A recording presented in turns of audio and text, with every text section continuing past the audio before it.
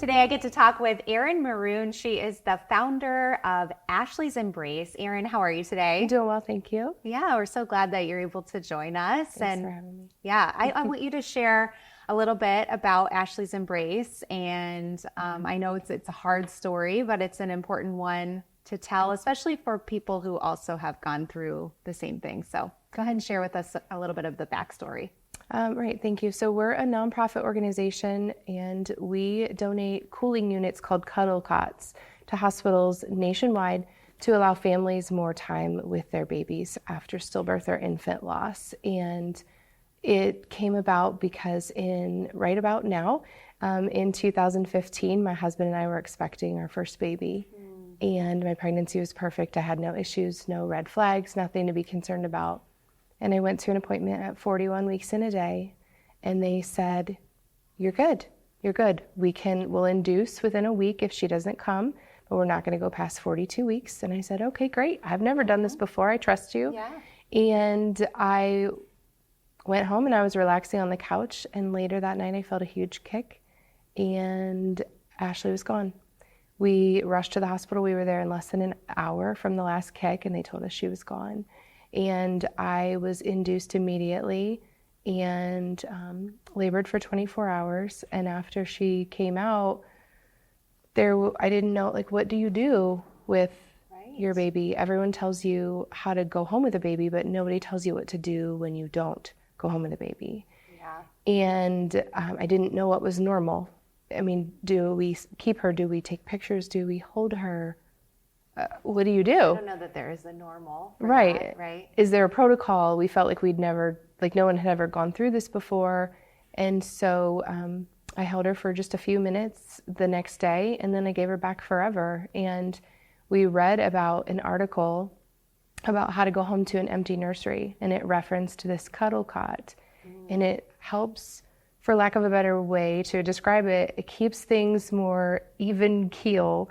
Because after loss, there's a lot of changes that happen very quickly. Right. And to a baby, room temperature is not good. Right. Okay. And neither is too cold. Okay. Sure. And so it just gives the family more time. Yeah. And we didn't have that time.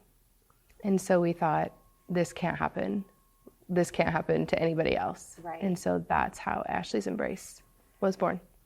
I'm so sorry, first of all, for your loss, but I just appreciate so much that you took this tragedy and you said, we're going to do something about it for other people who have to walk through this. Because I personally know someone who actually had to walk through almost an identical situation to you. And I just remember the pain of that for her. And so I can't imagine, I haven't walked through it myself, but I can't imagine what that was like for you and for other people who have to go through this. So you have taken your tragedy and your pain and now are helping other families that have to walk through immense grief by providing these cuddle cots. And I was reading, and you guys provide these across the country, correct? Am I Yes. right? We have at least one cuddle cot in all 50 states. That's amazing. Thank you. And so this has expanded. When did you start the organization? We started officially in June of 2016, but it was an idea 3 weeks after her memorial service. Okay. So in that time, we have donated or helped donate more than 300 cuddle cots nationwide. And so you donate these to the hospitals so that when this happens, the families aren't the ones who have to think about it, correct? Correct. In a perfect world, every hospital would have a cuddle cot, Right. and every family would have the choice to want to use one. Now, some people don't want it, and that's Right. okay. Mm-hmm. But we don't want that choice to be taken from them like it was from us. Yeah, absolutely. So I think that's really important work that you guys are doing. Thank you. And so now it's become a nonprofit organization where you're providing these. So share with me a little bit about the nonprofit end of things, and if someone's watching and they want to get involved in helping out with this, how they can do that. The nonprofit thing it just kind of happened overnight. I leapt out of bed and I said, oh my gosh, I know what we're supposed to do with this. And my husband said, what are we doing? I said, we're starting a nonprofit. And he said, what are we doing? And so it has just grown. And October is Pregnancy and Infant Loss Awareness Month, and it's not a month that I knew anything about until 9 years ago. Right. And stillbirth affects about 24 to 26,000 babies every single year just in the U.S. 24 to And 26,000. so Wow. that's depending on which stats you look at. And stillbirth is a leading cause of death, like even more than SIDS.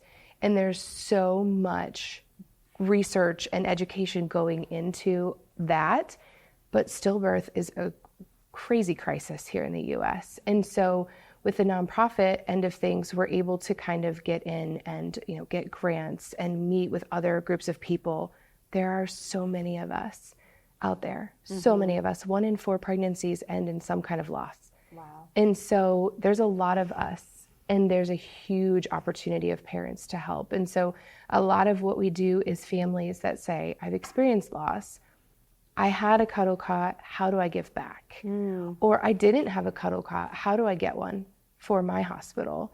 And so a lot of our donations are families that say, I want to pay this forward. And so they fundraise. A cuddle cot costs about $3,000 a piece. Okay. We bring them over from the UK. So that includes all the shipping, all of that. And it's reusable. So it allows families. So once the hospital has one, they can use it. keep it there, and they can use it for multiple families. Clean it and sanitize it, and it can be reused for many, many, many, many families. I love that you talked about, families who have gone through this that maybe did have one or didn't have one, and that it's a way that they can pay it forward. That's really beautiful.